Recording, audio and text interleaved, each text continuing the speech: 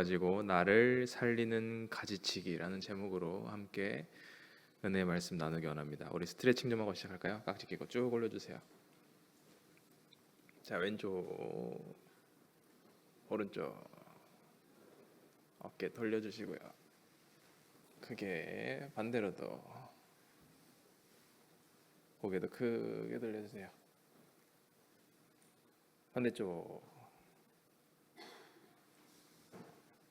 성경의 복음서를 연구하는 학자들에게 있어서 지금도 첨예하게 대립되는 논쟁 중에 하나를 말씀드리자면은 복음서의 기록 연대입니다. 어떤 학자는 마태복음이 먼저다라고 얘기하는 학자가 있어요. 그러니까 어떤 근거와 주장을 가지고 마태복음이 먼저다라고 얘기하는 학자가 있고, 어떤 학자들은 마가복음이 먼저다, 어떤 학자들은 또 다른 복음서가 먼저다라고 이렇게 얘기하는 그런 논쟁들이 있습니다. 근데 이 기록마다 이제 사람마다 주장하는 바가 좀 다르기는 하지만 모두가 통일되게 동의하는 한 가지가 있다면 그것은 모든 성경 중에, 이 신약 성경의 복음서 중에 가장 마지막에 기록된 것은 요한복음이다라는 데는 이견이 없습니다.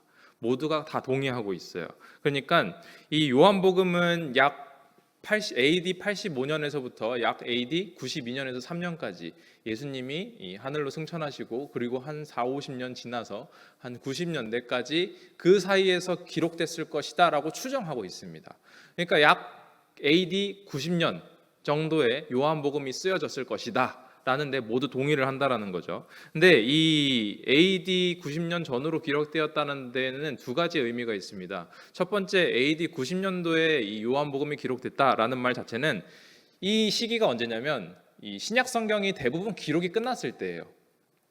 이 여러분들이 알고 계시는 이 신약 성경에 들어가는 대부분의 성경이 AD 90년도에는 이미 다 작성이 끝났을 때 요한복음이 쓰여지기 시작했다라는 거죠.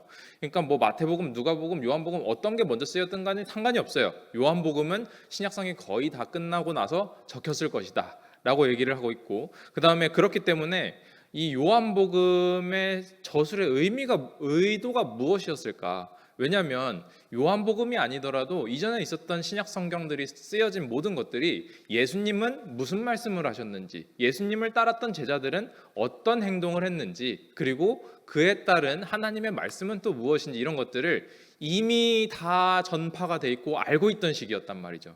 그때 왜 굳이 요한복음을 썼을까라는 질문이 생긴다는 거죠. 그리고 또 두 번째, AD 90년경이라는 것은 어떤 때냐면 예수님을 따랐던 제자들의 대부분은 이미 죽었을 때예요. 이미 예수님의 말씀을 직접 듣고 예수님을 직접 본 사람들은 대부분이 죽었을 시기가 AD 90년경이라는 소리예요. 이때 당시에 사도 요한의 나이가 약 85세로 보고 있어요. 최소 85세. 그러니까 이때 당시에 로마 제국의 성인 남성의 평균 나이가 45세라고 합니다. 45세가 평균 나이인데 사도 요한이 85세다. 그러면은 누가 말로 입으로 꺼내진 않았지만 대부분의 이 흐름상, 시대의 흐름상 사도 요한은 언제 가도 이상하지 않을 것이다라고 하는데 이제 합의를 볼 수 있는 그런 나이라는 거죠. 근데 이 사도 요한이 거의 죽어가는 시기에, 거의 이제 하늘나라에 갈 시기에, 모든 신약 성경이 다 마감됐을 그 시기에 굳이 왜 요한복음을 썼을까라는 거에 질문이 생긴다는 거죠. 근데 이 사도 요한이 주변 사람들이 어떻게 보면은, 상상해 보면은 주변 사람들이 부탁했을지도 몰라요. 사도 요한, 예수님의 말씀을 좀 적어주십시오. 예수님의 이야기를 좀 적어주십시오. 왜냐하면 이 마태복음은 이제 누가 적으면 마태가 적었잖아요. 마태는 예수님의 제자였잖아요. 근데 따지고 보면 마가복음 있죠. 마가복음은 누가 적었냐면 마가가 적었어요. 마가가 누구였냐면은 예수님께서 베다니에 가실 때는 나사로의 집에 들리셨고요. 그 다음에 가버나움에 가실 때는 베드로의 집에 들리셨고, 그리고 예루살렘에 갈 때는 이 마가의 집에 들리셨어요. 근데 그랬다라는 건 무엇이냐면은 마가는 어렸을 때부터 예수님을 본 사람이에요. 왜냐하면 마가의 부모님이 예수님을 모셨거든요. 그러니까 마가는 예수님이랑 친했겠죠. 예수님이 하시는 말씀도 꽤나 들었을 거예요. 중요한 것은 무엇이냐면 이 마가가 예수님이랑 친하긴 했는데 예수님의 제자는 아니었어요. 예수님을 따라서 모든 행적을 살폈던 제자는 아니었어요. 그러니까 예수님의 말씀을 알기는 알았지만 예수님이 하시는 말씀을 산상수훈이라던가 예수님이 행하시는 기적을 다 본 사람은 아니에요. 그런 마가가 마가복음을 적었어요. 그럼 누가복음은 어때요? 누가복음 예수님의 제자였나요? 누가는 예수님의 제자가 아니에요. 예수님의 제자가 아닌 누가가 예수님의 이야기를 적었어요. 그러니까 사도 요한은 누구예요? 사도 요한은 예수님의 12제자 중에 수제자 세 사람이 있죠. 사도 요한이 있고 베드로가 있고 야고보가 있어요. 이 수제자 중에 한 사람이에요. 그러면 사람들이 기대했겠죠. 예수님의 이야기, 다른 사람들은 모르는 예수님의 이야기가 사도 요한에게 있지 않을까. 그러니까 부탁했을지도 모른다는 거예요. 사도 요한 예수님을 직접 보셨잖아요. 다른 제자들이랑은 모르는 그런 이야기가 있을 거 아닙니까? 좀 예수님의 이야기를 사도 요한 가기 전에 우리에게 좀 알려주고 가십시오 라고 했을지도 몰라요. 그런 여러분 변화선 사건 아시잖아요. 변화선 사건도 딱 3명만 맞죠. 예수님의 수제자 3명만. 그러니까 그렇게 부탁하고 했을지 모르겠는데 어느 순간 이 사도 요한이 인생을 마감하기 전에 이 요한복음을 쓰기 시작했어요. 이 요한복음이 완성되고 사람들이 받아 읽었을 때 기대에 부응하는 반응이었을까요? 그렇지 않았을 거예요. 뭐야?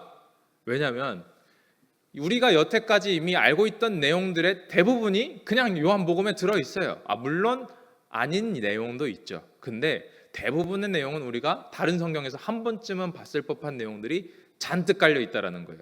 그러니까 뭐야? 이게 뭐야? 뭐 예수님이 귀신 쫓아내고 말씀 전하고 기적 행하시고 뭐 다 똑같은 내용이네 라고 했을지도 모르겠어요. 근데 사람들이 더 기대한 건 조금 더 특이하고 조금 더 특별하고 조금 더 화려하고 예수님의 좀 더 희한한 그런 사역을 기대했지 않았겠냐는 거예요.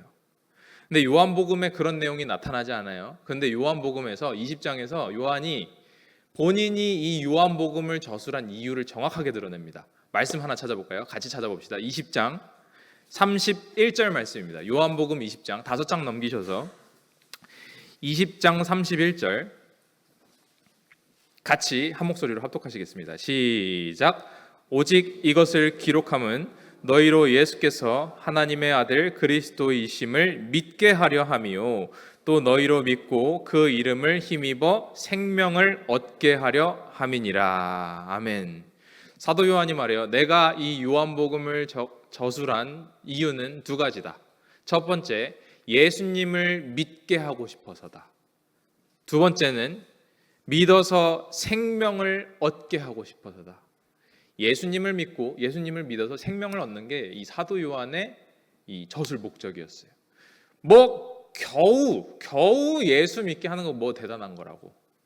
여러분 예수 믿는 거 사도 요한이 아니어도 많은 사도들이 다 얘기하고 있잖아요. 다 굳이 죽어가는 사람이 굳이 할 필요는 없는 거잖아요. 근데 사도 요한이 아니어도 할 수 있는 이런 일들을 사도 요한이 다시 한번 말씀을 전합니다. 사도 요한이 예수 믿는다는 건 그렇게 간단한 게 아니라고 얘기하는 거예요. 사도 요한이 이렇게 말하고 싶은 것 같아요. 당신 예수 믿으세요? 그런데 예수 믿는 건 그런 게 아닙니다. 예수를 믿는 건 이런 겁니다 라고 소개하고 싶었던 것 같아요. 도대체 예수를 믿는다는 게 뭘까요? 사도 요한의 이 요한복음에 의하면 예수를 믿는다는 것은 단지 입술로만 고백하는 것이 아니라 우리의 온 마음과 뜻과 힘을 다해서 예수님을 영접하고 예수를 소유하는 것을 예수 믿는다라고 표현하는 거예요. 근데 사도 바울도 그렇게 얘기하죠. 그리스도와 연합하여서 그리스도와 하나 되어서 그리스도와 함께 죽고 그리스도와 함께 살고 그리스도와 함께 동행하는 삶이 예수 믿는 것이다 라고 얘기를 해요. 근데 우리는 입으로 예수 믿는다는 얘기를 너무 쉽게 하죠. 예수 믿습니다. 근데 사도 요한은 그래서 이 요한복음을 통해서 예수 믿는 게 무엇인지를 처음부터 끝까지 아주 자세하게 설명합니다. 그 중에서 오늘 15장 말씀을 읽었죠. 오늘 15장 말씀을 잠깐 살펴보려고 해요. 오늘 15장의 내용은 우리가 잘 아는 내용이죠. 뭐 주일학교 때부터 봤었던 그런 이야기, 포도나무의 비유죠. 하나님은 농부되시고 예수님은 포도나무가 되시고 우리는 가지가 되는 거예요. 하나님은 농부, 예수님은 포도나무, 우리는 가지. 이 뭐 주일학교 학생들도 다 아는 이야기인데, 근데 하나님이신 이 농부가 소원이 있으시답니다. 소원이 뭐냐? 많은 풍성한 좋은 열매를 맺고 싶으시대요. 그래서 농부는 언제나 가지치기를 합니다. 가지를 제거해요. 제가 포도 농사를 어떻게 실제로 짓는지를 좀 조사를 해봤어요. 근데 이 포도나무를 처음에 딱 심어서 자라기 시작하면은 이 포도나무의 가지는 대략 40개에서 50개의 가지가 이렇게 뻗쳐 나간대요. 근데 그 중에서 이 농부가 이 가지를 치는 것들이 얼마나 가지를 치냐 봤더니 한 5개에서 7개의 가지를 빼놓고 전부 다 제거해 버린다는 거예요. 그러니까 실상 남는 가지는 몇 개 없는 것이죠. 근데 이 남겨놓는 가지의 특징이 무엇이냐? 눈이 위로 나 있는 것만 빼고 다 잘라버린대요. 눈이 위로 나 있는 건 괜찮고 눈이 옆으로 나 있거나 밑으로 나 있는 거는 혹은 없는 거면 가지는 다 잘라버린다는 거예요. 왜? 위로 나 있는 거 빼고 옆으로 나는 거나 밑으로 나는 거는 열매를 맺더라도 금방 떨어져 버리니까.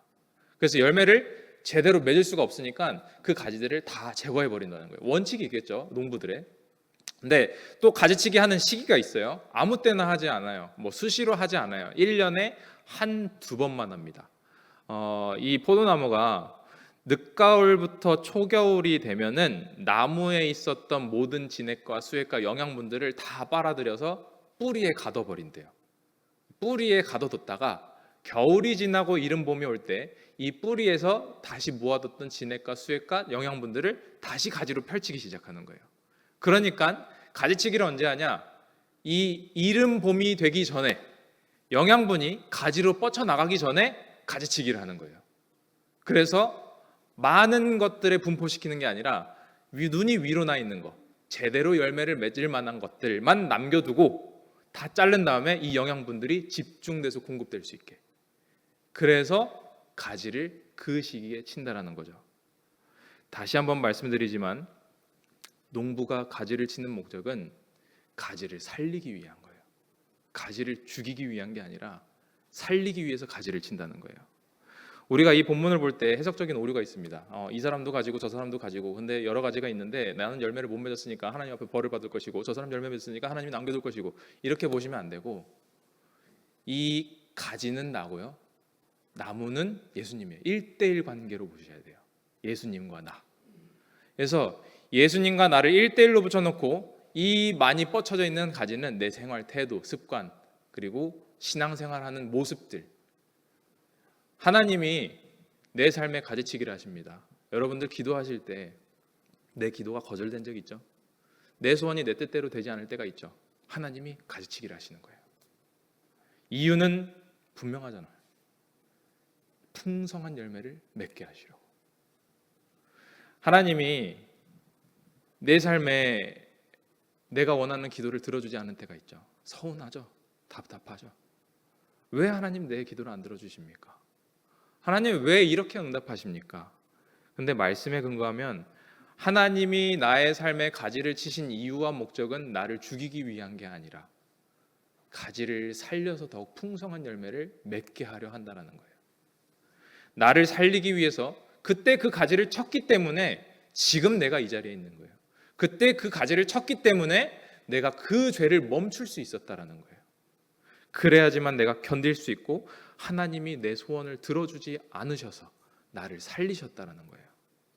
정직히 우리 삶에 제거해야 될 가지가 얼마나 많습니까? 죄에 매달리고 싶어하는 습성들이 있어요.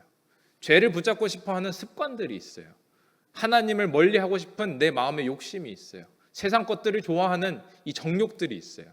그 버려야 될 것들이 얼마나 많습니까? 그러므로 하나님께서 내 삶의 가지를 치신 이유는 나를 죽이기 위하심이 아니라 나를 살리기 위해서. 그래야지만 내가 주를 따르고 섬길 수 있었기 때문에 이 가지를 치셨다는 거예요. 그러니까 여러분, 하나님께 기도할 때 그렇게 기도하셨으면 좋겠어요. 하나님, 내 소원을 거절해 주셔서 감사합니다. 내 기도를 그때 막아주셔서 하나님의 뜻대로 이루어 주셔서 감사합니다 기도할 수 있어야 된다는 거예요. 하나님이 오늘도 가지를 치실 겁니다. 아프겠죠. 답답하겠죠. 서운하겠죠. 그래도 내 삶의 가지를 치시는 이유와 목적을 분명하게 기억하세요. 하나님이 나를 살리기 위해 이렇게 하고 계신다.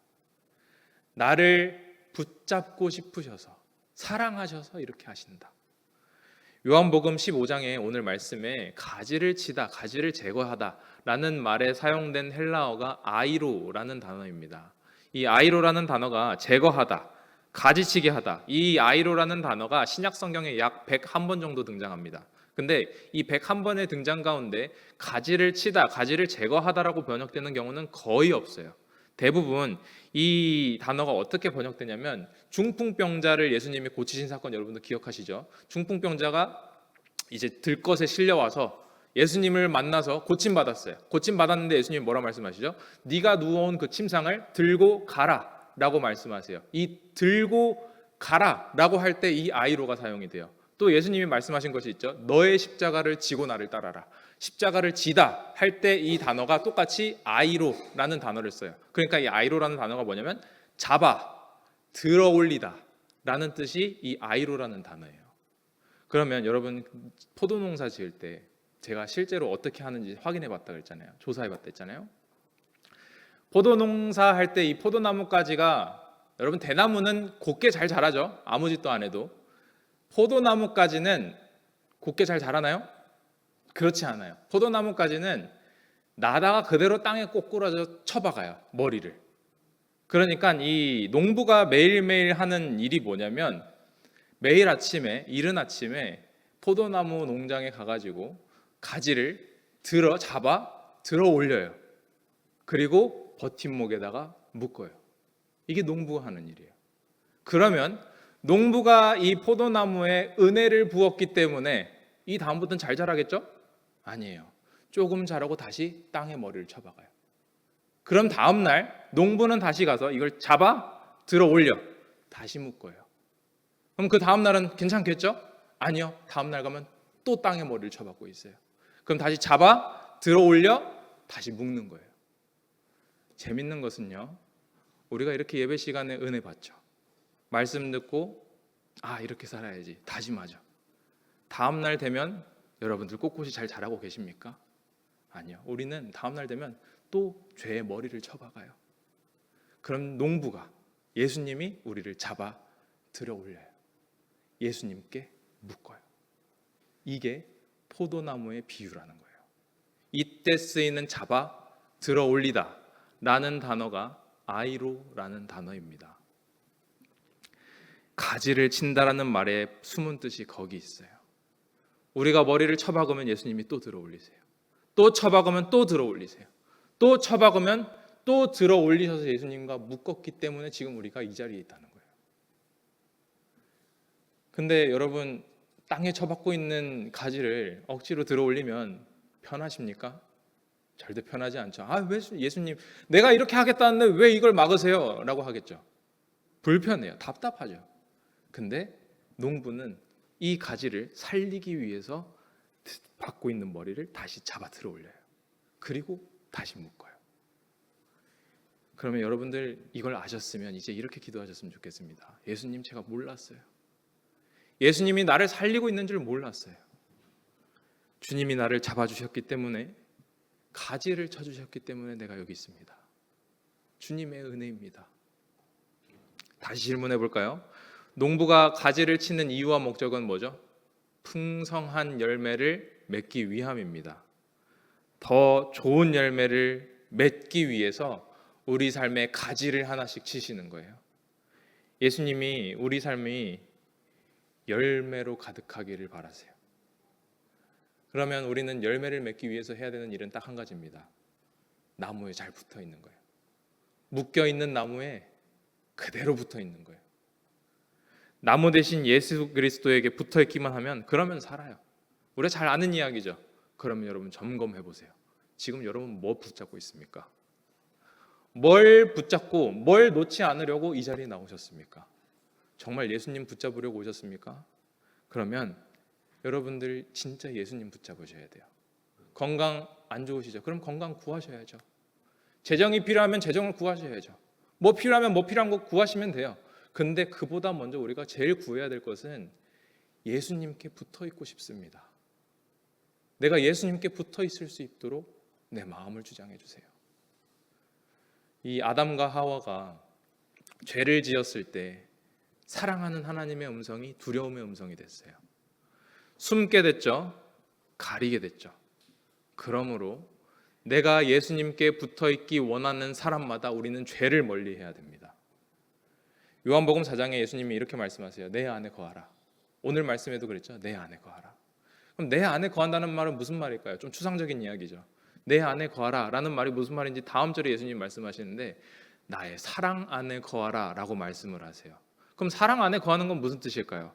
사랑 안에, 예수님이 나를 사랑하신다라는 확신 안에 거하는 것이 사랑 안에 거하는 거예요. 예수님께서 나를 사랑하신다. 예수님이 나를 사랑한다라는 걸 믿을 때 내가 안심할 수 있어요. 여러분, 평안함이라는 게, 편안함이라는 게 여러분 안심될 때가 언제예요?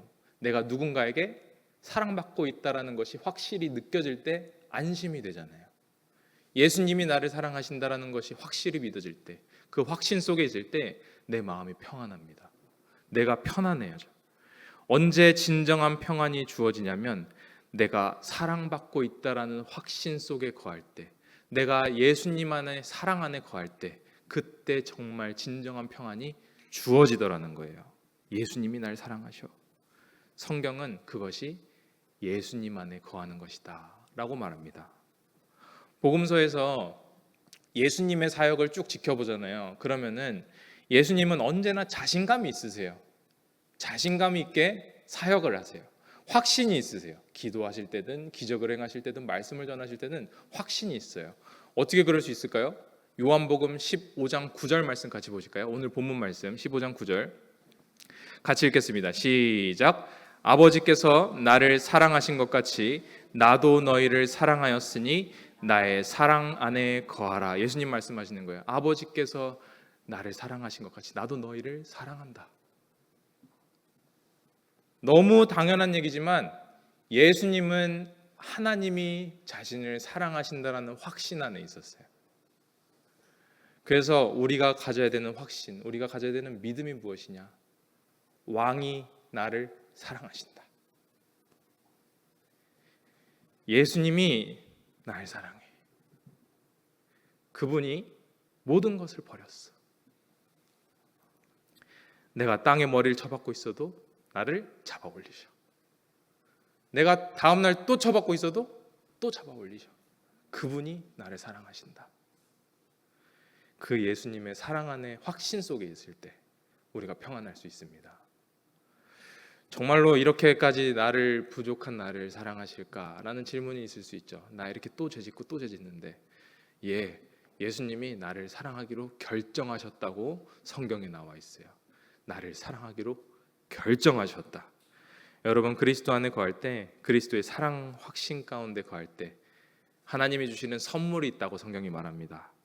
그리스도 안에 거하기 시작할 때 내가 구하지도 않았는데 하나님이 주시는, 나도 모르게 내 속에 자리 잡고 있는 선물이 있대요. 그 선물이 뭐냐?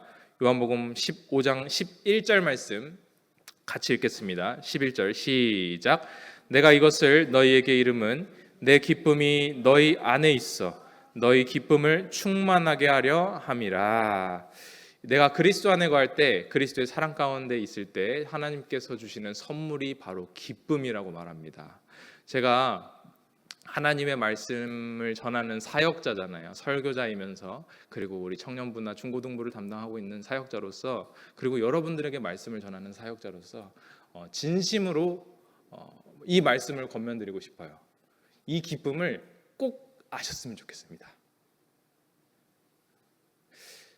제가 우리 청년부들이랑 지난 주일에도 이제 얘기하면서 그 얘기를 했어요. 똑같이 왕이 나를 사랑하신다. 왕이 내 말에 귀를 기울이신다. 제가 요즘 기도 타율이 좋다라는 표현을 쓰거든요. 기도 제목을 놓고 기도를 하면 이게 오래지 않아서 그 기도가 성취되는 것들을 하나님의 응답을 보게 되더라고요. 그랬을 때 그 기도 응답을 보면서 하나님께서 내 말에 귀를 기울이고 계시는구나. 그것만큼 큰 기쁨이 없습니다. 이 마음을 가지면 그냥 일상을 살아도 기뻐요. 이유를 알 수 없는 기쁨이 있거든요. 할 일이 많든 적든 상황이 힘들든 어렵든 좋든 간에 하나님이 나를 사랑하신다. 이것만으로 내 안에 자리 잡은 기쁨이 있습니다. 이걸 여러분 모두 아셨으면 좋겠어요. 이 기쁨을 아셨으면 좋겠어요. 내가 무슨 문제가 해결됐을 때 기쁘냐? 어떤 것이 이루어져야만 기쁘냐? 아니, 그것은 상관없다. 왕이 나의 말에 귀를 기울이신다. 한 가지만 말씀드리고 마칠게요. 이 시편 말씀에 보면은 기쁨이라는 단어가 나올 때 항상 같이 언급되는 단어가 있습니다. 그게 뭐냐면 만족함이에요. 만족함. 다윗이 얘기하죠. 여호와는 나의 목자시니 내게 부족함이 없다. 만족하다는 뜻이에요. 다윗이 만족할 수 있는 상황이었나요? 그렇지 않죠. 다윗은 도망 다니는 사람이었어요. 고통받는 사람이었죠. 근데 만족해요. 내 삶에 만족해요. 너무 행복해요. 만족한 사람을 불평으로 이끌 만한 어떤 방법도 없습니다. 만족함, 그 기쁨. 내 삶에 돈, 권력이 풍요롭고 모든 소원이 다 이루어진다 하더라도 만족함이 없으면 불평합니다. 근데 이기는 방법이 뭐예요? 만족함이에요. 하나님이 주시는 기쁨과 그 만족함. 나는 지금 하나님으로 인해 내 삶이 기쁩니다. 하나님으로 인해 만족합니다. 그것이 예수 그리스도에게 붙어 있을 때만 가능하다라는 거예요. 부탁드릴게요. 예수님 잘 믿으세요. 예수 잘 믿는 사람 되시길 주의 이름으로 축원합니다. 예수 그리스도와 함께 죽고 예수 그리스도와 함께 살고 예수 그리스도와 동행하고 예수 그리스도로 말미암아 나의 모든 것을 행복함으로 기쁨으로 받아들일 수 있는 삶. 그렇게 예수 그리스도의 풍성한 모든 뿌리에 있는 모든 영양분이 나에게 넘쳐오는 삶. 사도 요한이 그것이 바로 예수 믿는 삶이다 라고 얘기하는 거예요. 다른 거 강구할 거 많겠죠. 이제 기도하실 텐데 여러분들 다른 거 강구하는 거 좋아요. 근데 그보다 가장 먼저 예수님, 내가 예수님을 붙잡고 싶습니다. 예수님과 동행하는 삶을 살기 원합니다. 오늘 말씀에 의지해서 그 무엇보다 예수님을 붙잡고 예수님과 동행하고 예수님을 닮아갈 수 있는 그리스도인의 삶을 살아가는 모두가 되시길 주의 이름으로 축원합니다. 이 시간 말씀 가지고 기도하실 텐데 기도하실 때 주님, 내 삶에 열매 맺기 원하심으로 가지를 쳐주시니 감사합니다. 내가 전심으로 예수 믿는 삶을 살기 원합니다. 다른 어떤 것보다 예수님 한 분으로 만족하기 원합니다. 예수님을 따르는 삶, 내 삶에 풍성한 열매 맺게 하여 주시옵소서. 우리 주여 한번 부르고 기도하시겠습니다. 주여. 지금은 우리 주 예수 그리스도의 은혜와 하나님 아버지의 놀랍고 지극하신 사랑과 성령님의 교통역사 충만하심이 오늘 말씀을 듣고 우리를 사랑하사 가지치게 하시는 하나님의 사랑 안에서 늘 기쁨으로 살아가리라고 마음에 결심하고 다짐하고 돌아가는 모든 자들 머리 위에 이제부터 영원토록 주 예수의 평강과 축복과 기쁨이 충만할지어다.